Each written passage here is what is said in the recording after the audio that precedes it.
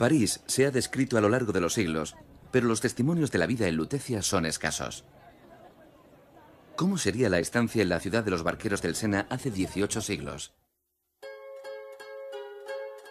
Claudius era un joven romano destinado en los servicios administrativos de la frontera con Germania, por entonces amenazada. Su relato imaginario describe la vida de una ciudad que durante 400 años se desarrolló bajo la protección de Roma. A Gaius Tibus Antonius, mi querido padre. Te preguntarás qué me ha impulsado a venir al norte de la Galia, o qué he hecho para merecer ese castigo. Podrían haberme enviado al rico Egipto, a la dulce Hispania o a un tranquilo puesto en Roma. Elegí Germania, donde las tropas bárbaras amenazan el Limes, la frontera del imperio. Hace 2 días llegué a Lutecia, junto al río Sequana, para una breve visita. Aquí aún no hay señales de esos hombres del este que amenazan la Galia. La Pax Romana sigue reinando, pero ¿por cuánto tiempo? Desde que Gaius Iulius Caesar pacificó la región, los galos, sometidos a Roma, adoptaron nuestras costumbres. Incluso bromeando con los lutecienses, resulta difícil decir quién es de origen romano o galo. Con anterioridad a la fundación de la ciudad romana de Lutecia, el pueblo celta de Parisi ocupaba gran parte de la actual isla de Francia. Su oppidum, una plaza fuerte, estaba situado al borde del Sena. Su localización exacta sigue siendo un enigma. Durante mucho tiempo se pensó que el oppidum de Parisi, el pueblo que dio origen a París, podría haber estado en el corazón de la capital, en la isla de la Cité. Pero en las excavaciones realizadas allí a partir del siglo XIX no se encontraron restos consistentes de la población gala. Por lo tanto, hemos tenido que revisar esa hipótesis. Unas recientes excavaciones en Nanterre revelaron la presencia de un asentamiento urbano muy importante. Ya se habían encontrado tumbas de carro en el siglo XIX. Pero el debate sobre el emplazamiento del oppidum de París continúa. ¿Entonces París no habría nacido en París? Ante este enigma histórico, los arqueólogos de la capital aún esperan un hallazgo dentro del bulevar periférico de París. La historia no nos ha transmitido ningún testimonio escrito por aquellos últimos celtas. Los parisios y sus vecinos se resistieron a la romanización hasta la víspera de la Guerra de las Galias, medio siglo antes de nuestra era. Las excavaciones arqueológicas revelan vestigios de ese periodo, conocido como cultura del Atén.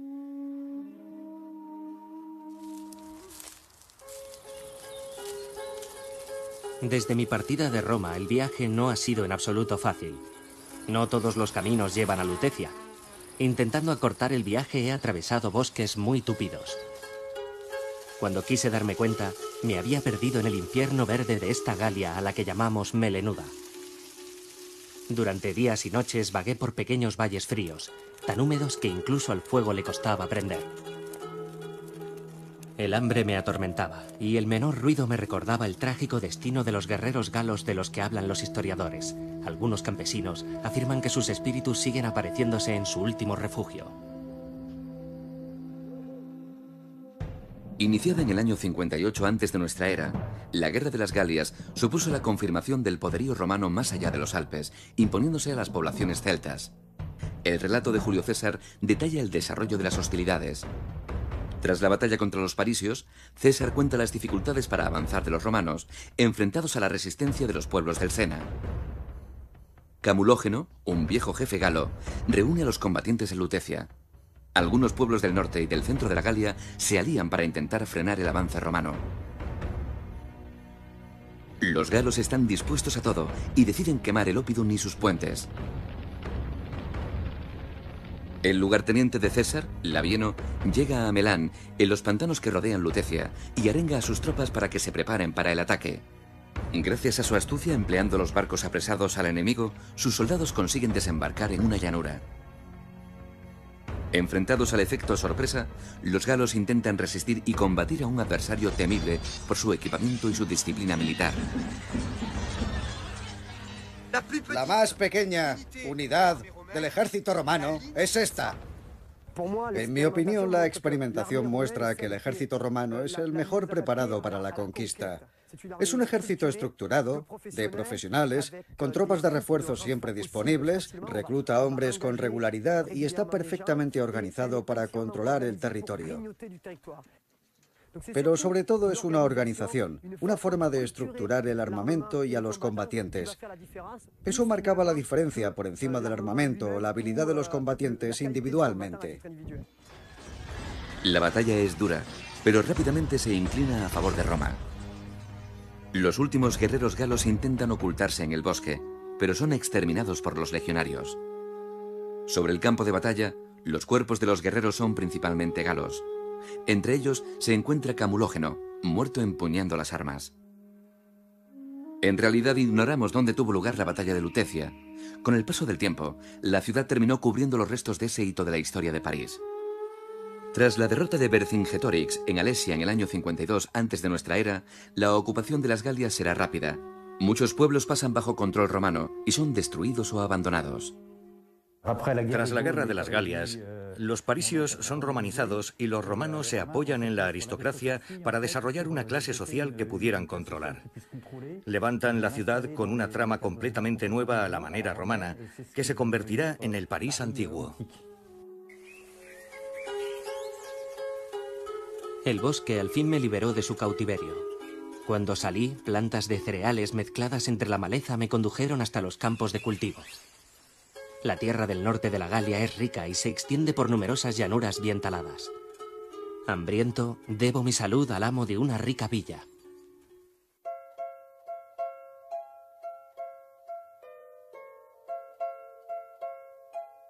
Pastizales, cultivos en los que se pierde la vista y campesinos en pleno trabajo. Esta es probablemente la visión de los viajeros de la antigüedad cuando se acercaban a Lutecia, pequeña ciudad en el corazón de la campiña.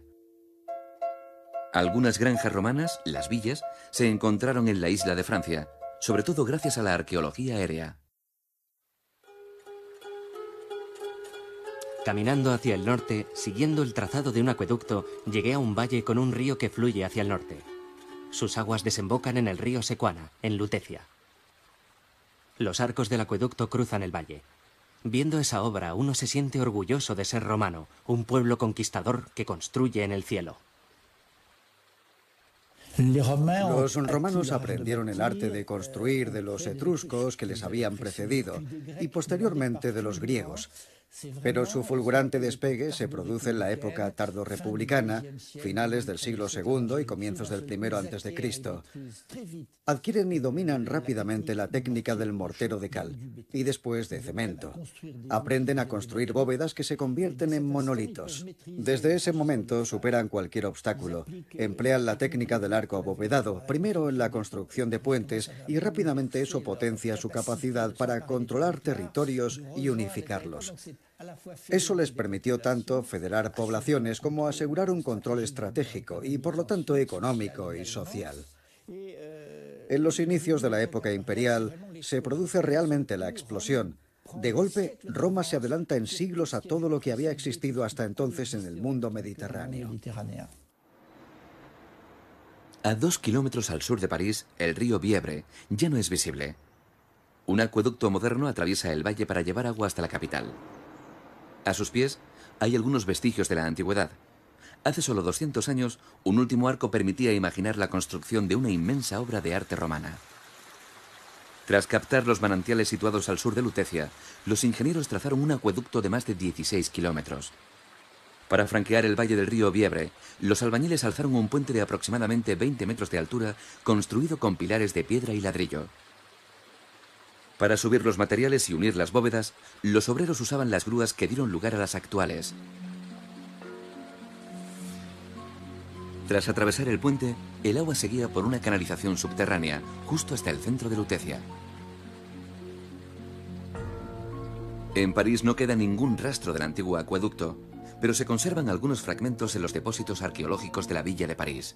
Aquí se atesora el secreto de miles de objetos encontrados en excavaciones y en obras de construcción. Hay hallazgos de todos los tamaños que cubren varios miles de años de la historia de París. Esto es un trozo del acueducto de Lutecia, que se encontró en la excavación de Montsouris, donde se conservaba una cubeta de 150 metros. Servía para recolectar el agua de las fuentes de la llanura del Sena y llevar el agua necesaria para el funcionamiento de la ciudad. Llevaba 2.400 metros cúbicos al día a la ciudad de Lutecia.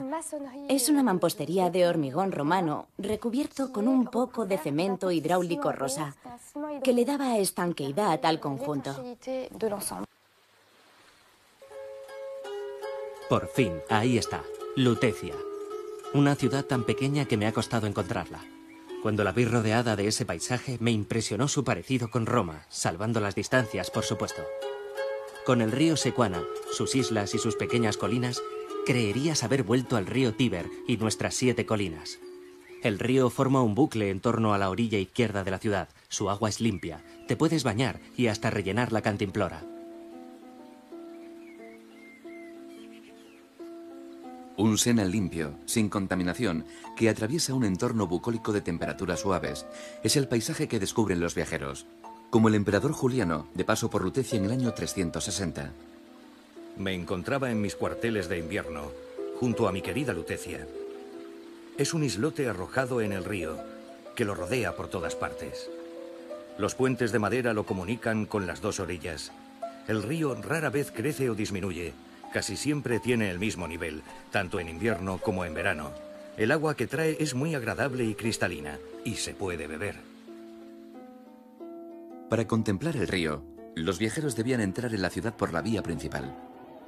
Una arteria sólida que soportaba el flujo incesante de hombres, animales y mercancías en cualquier estación. Los romanos demostraron su maestría en el arte de construir caminos en todo el imperio. Claro que ya antes existían las vías de comunicación, como en todas las civilizaciones, pero ellos inventaron los revestimientos duraderos para los caminos. Preparaban el terreno para que, en el momento de las grandes lluvias y de las heladas y el deshielo, la calzada no se deformara.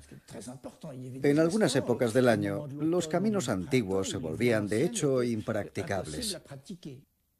Los romanos estabilizaron el firme e inventaron lo que más tarde se denominó macadán, ese revestimiento de piedras apisonadas que a menudo se encontraba en las proximidades de las ciudades recubiertas de gruesas losas de piedra.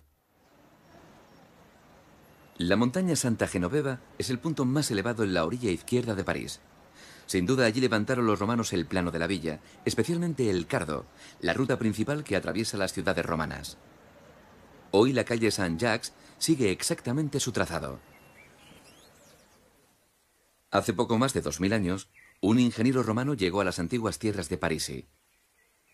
Ante él se extendía la visión de un apacible valle atravesado por un río salpicado de islotes, rodeado de colinas y de ricas tierras de cultivo. Con la ayuda de sus aparatos de geómetra, como la groma, el ingeniero trazó una larga línea recta, la primera calle, Lutecia. Así fue como comenzó todo.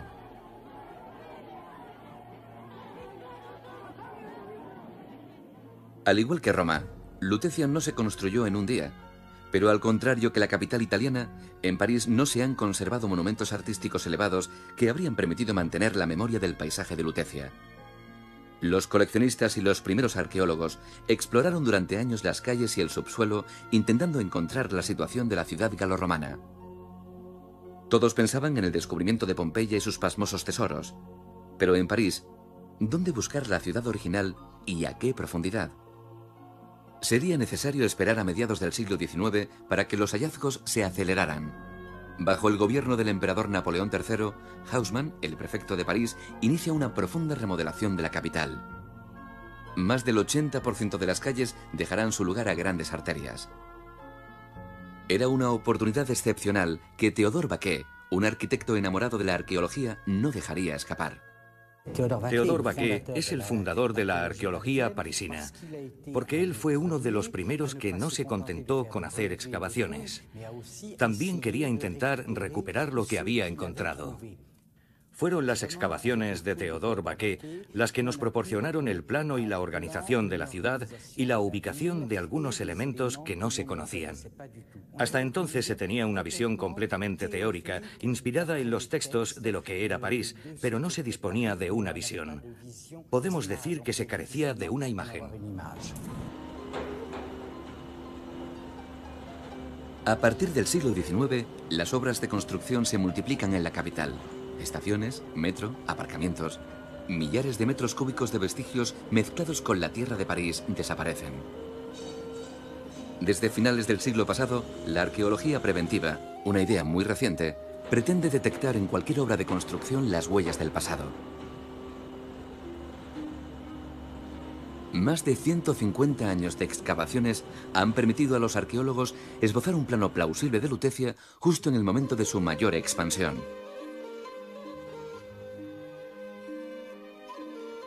La superficie de la ciudad romana era reducida. En su mayor parte se extendía dentro de los límites de lo que es actualmente el quinto distrito y sobre la isla de la Cité. Este embrión del futuro París ha revelado su cuadrícula sobre todo en la orilla izquierda. En ella se encuentran los edificios romanos clásicos, las termas, los teatros y el foro.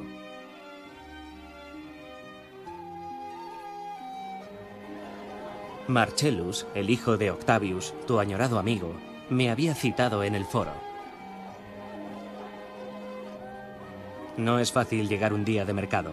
Las calles están llenas de comerciantes y de animales. Eso sin contar con los malhumorados habitantes que intentan avanzar entre los carros.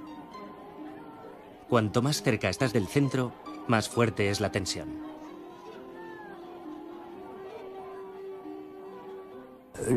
La romanización de la región parisina se produjo como en casi todas partes de la Galia. El mundo romano era un mundo urbano y por eso lo más importante era desarrollar la ciudad. ¿Por qué? Porque es allí donde está el centro del poder. Roma estaba muy lejos y era necesario que el poder central estuviera representado en las provincias. En consecuencia, la población se concentra en las ciudades y es en las ciudades donde se vive a la manera romana.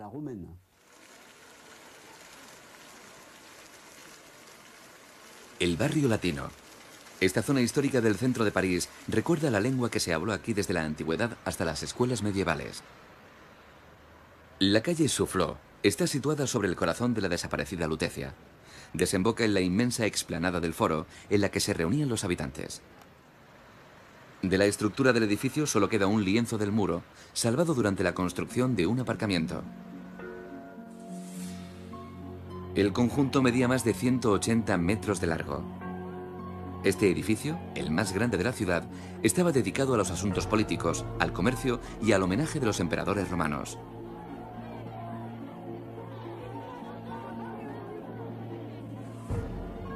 Alrededor del foro se agolpaban pequeñas tiendas. Horticultores, pescaderos e incluso alfareros se reunían en este antepasado de nuestros centros comerciales. La explanada debía de estar profusamente decorada. Se han encontrado fragmentos de arquitrabes, bloques sostenidos por columnas. Observando su superficie, se descubren motivos delicados como este pájaro.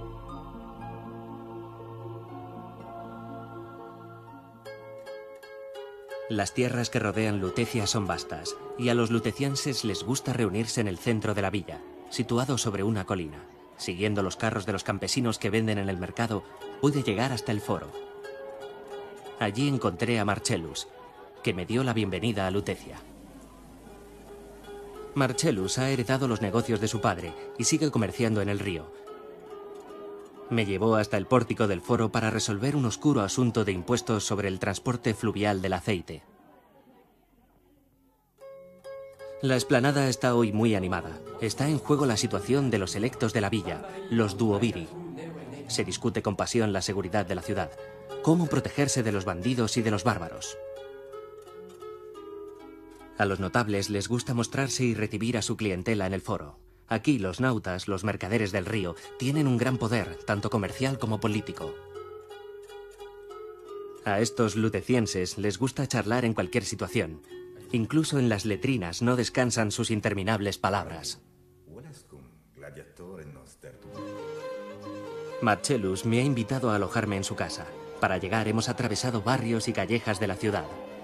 En Lutecia las casas son de tamaños muy diferentes. Algunas son de piedra, de ladrillos o incluso de adobe. Situada cerca del Cardo, la morada de mi anfitrión es una de las más grandes. Durante casi 3 siglos, Lutecia disfrutará de la protección del Imperio Romano. Se calcula que durante esa Pax Romana, la población de la ciudad alcanzó los 10.000 habitantes, que vivían en bloques de edificios llamados ínsule. ¿Cómo era la vida cotidiana de estos lutecienses, a la vez galos y romanos? Para averiguarlo, los miembros del Servicio Arqueológico de la Villa de París examinan las calles de la capital y todas las obras en busca de indicios. 150 años de excavaciones arqueológicas han reunido una colección de objetos antiguos.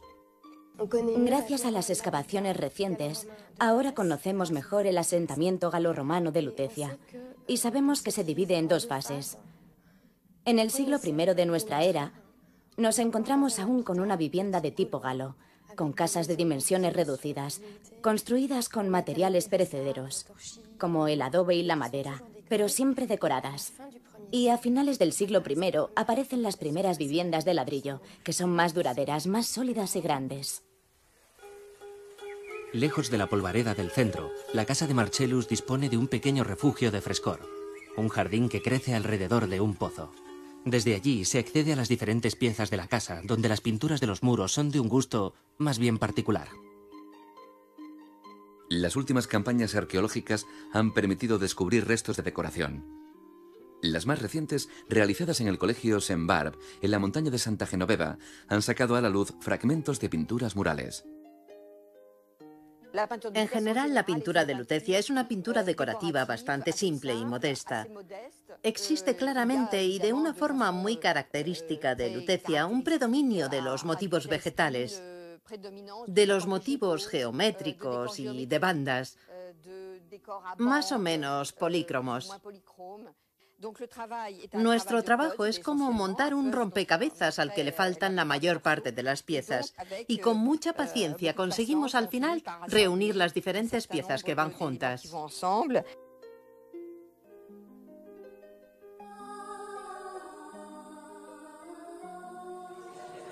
Poco a poco, los hallazgos de los arqueólogos permiten imaginar una visita virtual a una casa del barrio rico de Lutecia. La entrada a través del patio nos conduce hasta la intimidad de sus habitantes, que viven en pequeñas estancias, como esta habitación con las paredes pintadas de negro. El triclinio, el equivalente a nuestro comedor, espera a los invitados para almorzar.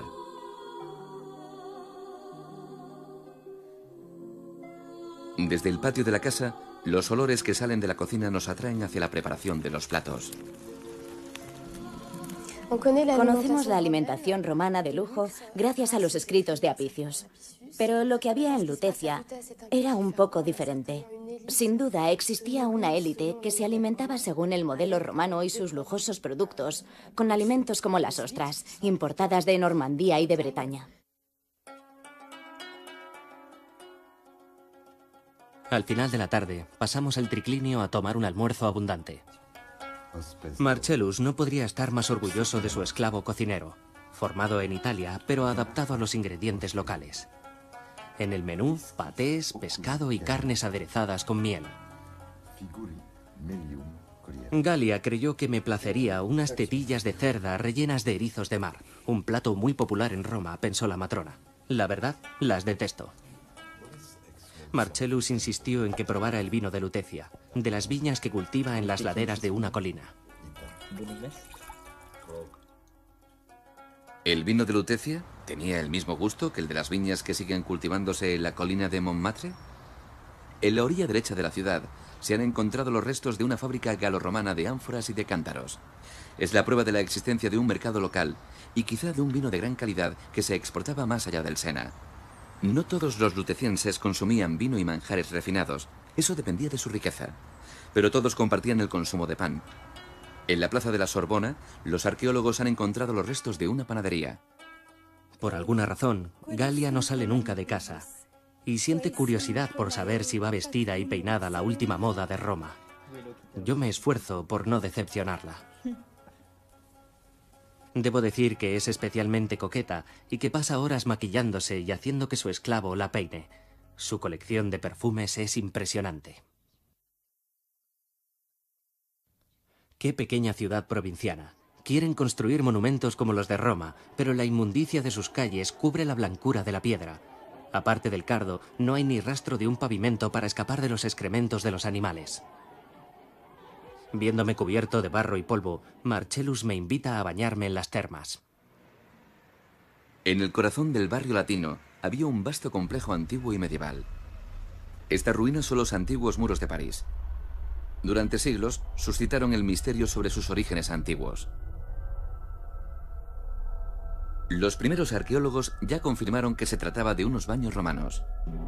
Influenciados por los descubrimientos en Italia, la imaginación de los artistas retrató a estas termas como un lugar de lujo y placer al borde del Sena.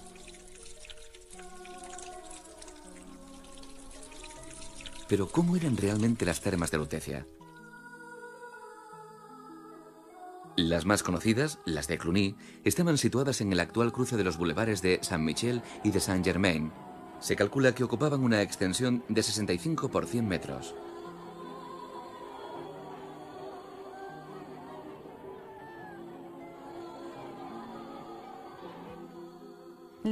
Las termas no fueron una invención romana. Son originarias del mundo griego, como se puede deducir por su nombre, termos, que significa calor. La costumbre de las termas, en especial de las termas públicas, se desarrolló en la Grecia helenística. Los romanos dieron a las termas una dimensión pública en el sentido material del término, pero también un sentido de la expansión territorial y al mismo tiempo una especie de norma de la vida social sin ningún vínculo con la que existía en el mundo griego. Padre, ya sabes cómo detesto el calor. Pero al menos en el vapor del caldarium la piel se ablanda y puedes deshacerte de las impurezas. El calor es importante. A los lutecienses no les falta madera para alimentar los infiernos de las calderas subterráneas. Para imaginar la tecnología de las termas importada por los romanos a la Galia, descendemos a la penumbra de sus galerías subterráneas, la cara carente del lujo y de la luz de este establecimiento público. Numerosos esclavos se ocupaban del fuego que calentaba el agua que ascendía hasta las salas, caliente y tibia. El calor se distribuía bajo las baldosas, pasando entre los pilares de ladrillo sobre los que descansaban las tégulas. El agua usada salía por un desagüe subterráneo que desembocaba en el Sena. Las termas, al igual que el teatro y el anfiteatro, formaban parte de los lugares públicos fundamentales para la política romana en una conquista de las poblaciones. Era importante también su forma de vida más allá de la fuerza militar. Todo el mundo iba a los baños, o al menos una amplia clase social, y todos pasaban allí mucho tiempo por razones que iban más allá de la simple higiene. Es un momento de encuentro. Y eso forma parte de una integración cultural completa.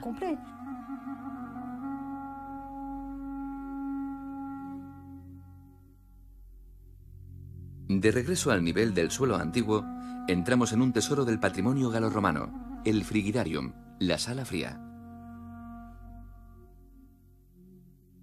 Asombrosamente conservado después de 2000 años, su bóveda mide 14 metros de alto. Esta sala de gruesos muros acogía a los lutecienses con una enorme piscina de agua fría. Tras pasar por la sala templada, Marcellus me enseñó el Frigidarium y su enorme bóveda. Comparada con las nuestras, la piscina es pequeña. Recubierta de mármol, conserva el frescor del aire, ya lo bastante frío en la Galia del Norte. En las termas los cuerpos se relajan y también las lenguas. Se opina libremente y las palabras son más francas, incluso sobre la política de Roma. Uno de los presentes me cuenta su temor a que el emperador sea incapaz de proteger las fronteras del imperio. Marcellus está orgulloso de las termas, financiadas por sus antepasados. Asegura que estos muros de piedra y ladrillos seguirán aquí durante siglos.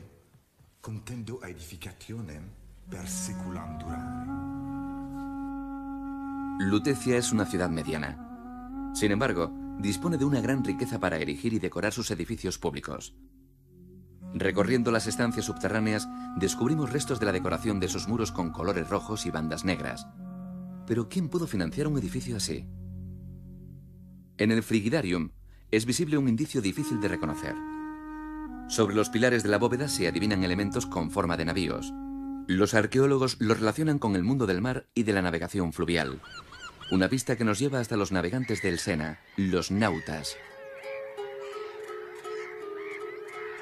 Salimos al alba hacia el puerto para esperar la llegada de los primeros barcos. Marcellus debía recoger unos toneles de vino procedentes del sur. Mi anfitrión está orgulloso de su gremio, que ha traído la riqueza a Lutecia. Pero la navegación no es fácil, El Sequana no es un río tranquilo. Además de los bancos de arena, las inundaciones son frecuentes y a menudo el hielo cubre sus aguas, impidiendo la navegación. La Galia, con sus ríos navegables, es un lugar propicio para los intercambios comerciales. ¿Qué restos nos han llegado de los barqueros de Lutecia? A 4 metros bajo el suelo en la isla de la Cité, la cripta arqueológica nos invita a descubrir los vestigios de su puerto. Nos encontramos justo debajo del atrio, rodeados de restos que fueron descubiertos por las excavaciones de Michel Fleury entre 1965 y 1980. Esas excavaciones permitieron descubrir un muro. Sin duda, un muro que formaba parte de un complejo portuario. Es una especie de muelle que se extendía hacia el sur de la isla, frente a la ciudad de Lutecia, que estaba en la orilla izquierda.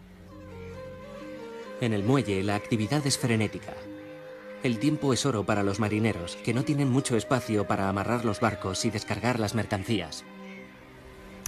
En aquella época, la superficie de la isla de la Cité era mucho más reducida, una decena de hectáreas contra la veintena actual. Eso explica la disposición que vemos, porque el Sena llegaba más o menos hasta donde me encuentro, y era muy diferente a su actual emplazamiento. Desde la época de los galos, el Sena ha sido una vía decisiva para el desarrollo del comercio en la antigua ciudad. Y lo sabemos por la importante riqueza del gremio de los marineros, que tenía el control absoluto del comercio en el río. En la isla de la Cité se desarrolló todo un complejo portuario. Había muelles y almacenes. Y era allí donde descargaban y cargaban los barcos antes de zarpar río abajo por el Sena. Pero para ver más animación, hay que acercarse al anfiteatro. En Lutecia se encuentra al este, cerca de Bievre. Lejos de igualar nuestro anfiteatro Flavio, este edificio es, sin embargo, uno de los más grandes de la Galia. Marcellus asegura que acoge a más de 15.000 personas durante los grandes juegos anuales. Las Arenas de Lutecia. Con ese nombre conocemos hoy este pequeño parque del quinto distrito. Los futbolistas y jugadores de bolos domingueros comparten este pequeño rincón de arena, ignorando que en el pasado se desarrollaban aquí diversiones menos pacíficas. Este lugar estuvo cubierto de escombros y tierra durante más de 1000 años. En 1872, durante la construcción de un garaje para ómnibus, se encontraron los muros antiguos de un extraño edificio circular. ¿Se trataba de uno de esos famosos anfiteatros antiguos? Jean-Claude Golbin es arqueólogo e investigador. El estudio de los grandes monumentos romanos, en particular de los edificios destinados al espectáculo, es su gran pasión. Nos encontramos en una de las dos grandes entradas que conducían a la arena y que servían principalmente para que salieran a la arena los animales más grandes. Se cerraba mediante una gran puerta de madera para que el muro del podium, es decir, el muro que rodeaba la arena, permaneciera completamente cerrado durante el espectáculo. Este es el plano realizado por Jules Formillet, el arquitecto de los monumentos históricos. Para llegar a esta recreación se inspiró en la fachada de otros edificios y de otros anfiteatros mejor conservados, como el de Arles o el de Nimes. Este tiene algo especial. Los romanos intentaron hacer un anfiteatro y un teatro al mismo tiempo, por lo que si lo comparamos con un verdadero anfiteatro, encontraremos muchas diferencias. Si seguimos subiendo, el graderío del parque parisino nos conduce hasta el cielo de Lutecia. Los arqueólogos calculan que el anfiteatro podía acoger a más de 17.000 espectadores.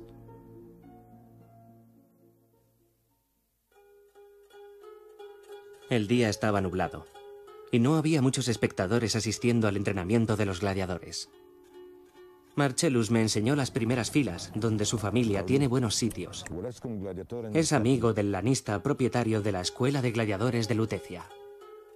Aquí entrenan a los gladiadores, y los lutecienses se enorgullecen de sus victorias sobre otros combatientes de las ciudades vecinas. El lugar donde se representaba el espectáculo era el anfiteatro, y el espacio reservado para los combates estaba cubierto de arena. Al contrario de lo que se cuenta en muchas películas, los combates no eran una carnicería. El entrenamiento de un gladiador duraba muchos meses e incluso años. El gladiador era un esclavo. Comprarlo, entrenarlo y equiparlo resultaba muy caro, por lo que a su dueño no le interesaba que muriera durante el espectáculo. El anfiteatro de Lutecia es grande y está bien equipado, igual que la construcción para espectáculos más majestuosa de Roma, el Coliseo, construido en el mismo periodo para más de 75.000 espectadores. En Lutecia se han encontrado restos de mástiles que indican que en este edificio también se utilizaba el velum, una ingeniosa técnica para cubrir el graderío. Eran velas sujetadas por cuerdas que se desplegaban para proteger a los espectadores del sol. Otro signo de prestigio era un gran muro sobre el escenario, ricamente decorado para deleite del público. En la antigüedad romana, el espectáculo también estaba en la arquitectura. El muro del escenario de las arenas de Lutecia era especialmente monumental. Estaba decorado con nichos, con estatuas y 2 niveles de columnas superpuestas. Pero solo hemos encontrado algunos fragmentos porque quedó prácticamente destruido. Sin embargo, hemos podido reconstruirlo gracias a esos fragmentos. Tenía aproximadamente 18 metros de altura. Al día siguiente, toda la ciudad se reunió en el anfiteatro para ver los juegos. El duovidi Aulus Flavius Nertomarus pagaba el espectáculo y regalaba pan. Marcellus piensa que tanta generosidad no es desinteresada. El edil quiere conservar su buena fama para asegurar su carrera y llegar a senador. Yo, Aulus Flavius Nertomarus, en homenaje a mi glorioso padre y para agradecer a los ciudadanos de Lutecia que me hicieran edil, os ofrezco estos juegos en el nuevo anfiteatro. Veréis cazar a un feroz animal llegado de la lejana Germania. Combates de los gladiadores de la escuela de Lutecia. Y una obra de teatro romano con los cómicos de Roscius. Y ahora, que comience el espectáculo. Como aperitivo, a menudo se ofrecía a los espectadores unos juegos venatorios, la caza de animales salvajes o adiestrados para pelear con otros animales o con hombres. El maestro de ceremonias anuncia la primera sorpresa del día, una bestia salvaje, capturada en los bosques de Germania. Un oso a un joven se enfrentará al cazador. Marcellus sospecha que el animal está adiestrado para que dure el espectáculo. Pero el combate fue aterrador y el pobre hombre mordió el polvo. El oso tuvo un almuerzo que la multitud consideró merecido. En todo el imperio, Roma lleva a sus pueblos los espectáculos de armas. ¿Cómo eran los combates de gladiadores en Lutecia? Esta lamparilla de aceite encontrada en París demuestra su popularidad. Los combates eran un espectáculo muy reglamentado, con uno o varios árbitros. Oponía a 2 familias, aquellos con pequeños escudos como los tracios, los oplomacus o los reciarios, y aquellos con grandes escudos como los provocatores, los murmillos o los secutores. La arqueología experimental prueba en condiciones reales los equipamientos y gestos del pasado. Algunos deportistas apasionados de la historia intentan revivir los espectáculos de gladiadores y relanzar la disciplina. En París, los vecinos entusiastas de los Juegos Romanos se reúnen aquí cada año con ocasión de las Jornadas del Patrimonio. Uno de sus sueños es que las arenas recuperen su función histórica y revivir los Juegos. Por fin los hombres salen a la arena. Los juegos empiezan con combates entre los provocadores que encienden al público. Durante varias horas los combates se suceden entre el clamor.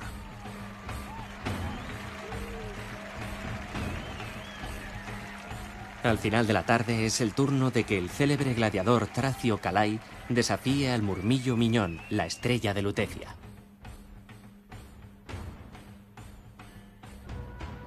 La singularidad de las arenas de Lutecia es que es un anfiteatro mixto. Fue construido tanto para la celebración de combates en la arena como para la representación de obras de teatro sobre el escenario. Se diría que estamos en Roma. Los temas de la comedia son muy parecidos. Salen los mismos jóvenes locos de amor. Y el notable acaudalado orgulloso de su fortuna que levanta todo tipo de envidias. Además de los juegos a la medida de la ciudad, los lutecienses también se distraían en el teatro.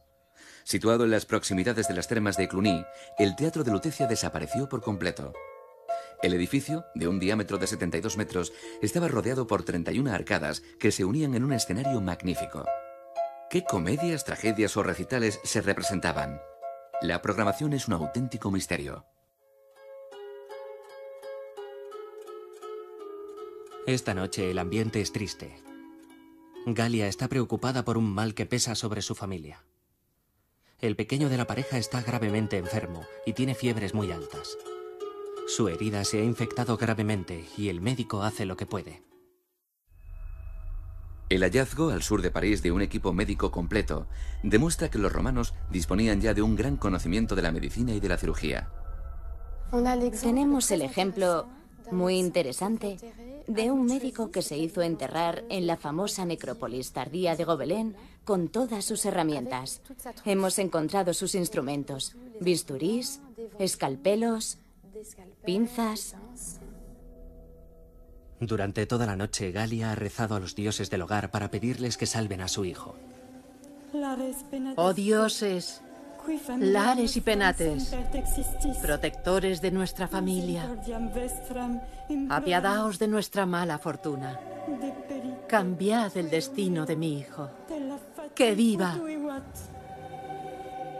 La religión era un factor muy importante de la romanización, es decir, de la aculturación de las poblaciones de la Galia del Norte. Y fue mediante la fusión de los panteones romanos y galos como se impuso una auténtica religión galo-romana, especialmente en Lutecia. Mercurio está muy representado en Lutecia. Tenemos más de una docena de representaciones de Mercurio, y eso es una buena demostración de que este dios, típicamente romano, se identificó con un dios galo que se llamaba Lug. En 1710 se descubrieron bajo los cimientos de Notre Dame unos extraños bloques esculpidos. Bautizado como el Pilar de los Nautas, el conjunto hace referencia a los barqueros del Sena que fueron sus mecenas. Este tótem de piedra presenta a dioses celtas y romanos en una puesta en escena dedicada al emperador romano Tiberio. Entre las divinidades presentes, Cernunnos, el dios ciervo, Esmertios, un Hércules, la bella Venus y Júpiter, rey de los dioses romanos. Tarbos Trigaranus, el toro de las tres grullas, representa uno de los mitos galos olvidados por el paso del tiempo. Los templos se erigían en las cumbres de los montes y de las colinas. Cerca de la actual Basílica del Sagrado Corazón, un templo dedicado a Mercurio o a Marte dominaba la ciudad. En el corazón del foro, el templo central estaba consagrado posiblemente al culto imperial.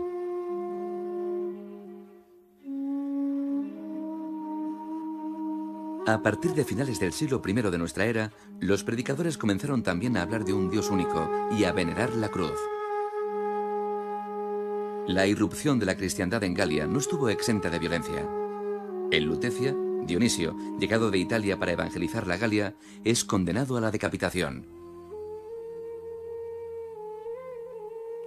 El niño murió durante la noche, a causa de una fiebre fatal. A la mañana siguiente llevamos su cuerpo hasta su última morada, en las afueras de Lutecia. Varias generaciones de la familia de Marcellus descansan allí, en tumbas que son un testimonio de su importancia en la ciudad. Las estelas representaban a los lutecienses en escenas de la vida cotidiana o con un epitafio en el que se recordaba su existencia. Los restos de los cuerpos, sometidos a la cremación, reposaban en urnas, y los inhumados en sarcófagos de piedra.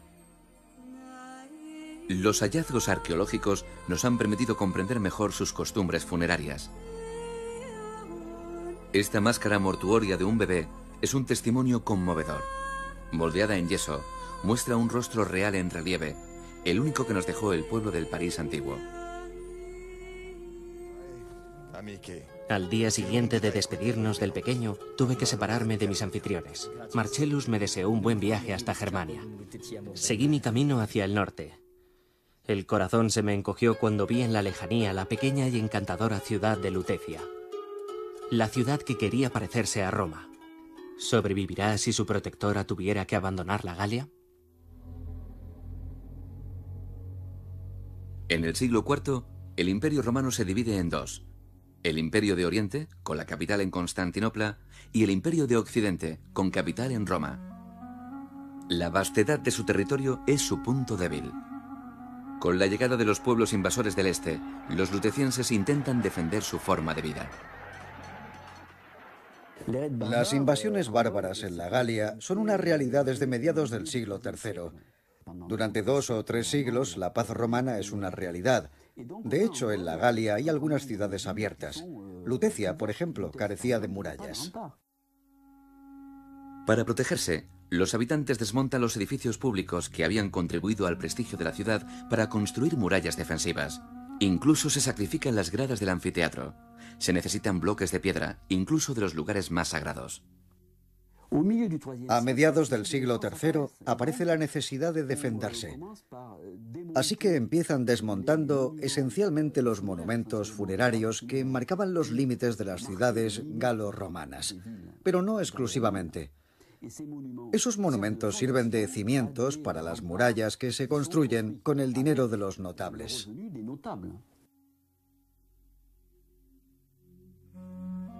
A partir de ese momento, la nueva ciudad antigua se concentra en el Sena. La isla de la Cité está rodeada por los cimientos de las antiguas murallas.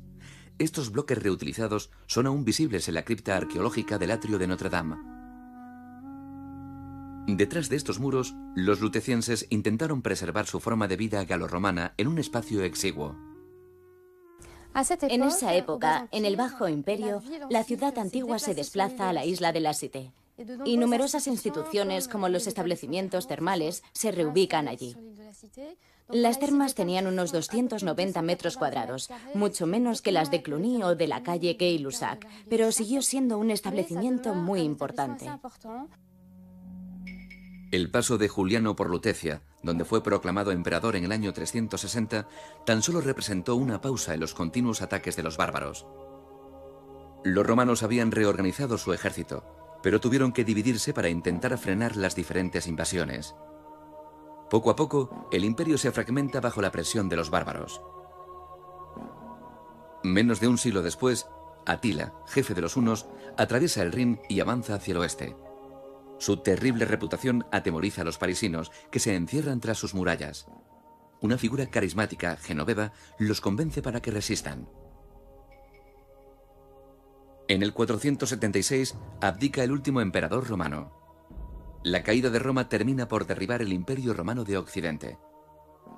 Tras los visigodos llegan los francos, un pueblo germánico que quiere asentarse en la Galia. En el 486, Clodoveo, su jefe, ataca la ciudad y asedia a sus últimos habitantes para obligarlos a firmar la paz. Se abre así una nueva época en la que su cultura se mezclará con la cultura galorromana. A finales de la antigüedad, la pequeña Roma en las orillas del Sena es despojada de sus grandes monumentos y se enfrenta a un futuro incierto. El apogeo urbano medieval de la capital cubrirá los restos de la ciudad antigua. Las últimas huellas de Lutecia caen en el olvido durante varios siglos. Cantera permanente, la capital aún reserva muchas sorpresas a los arqueólogos. ¿Qué queda actualmente del pasado antiguo de París? De la forma de vida de los lutecienses, la capital ha redescubierto los teatros, los estadios, las piscinas, los comercios. Del río Secuana queda el curso del Sena, que nunca ha dejado de ver pasar a los barcos y a los pasajeros del mundo entero.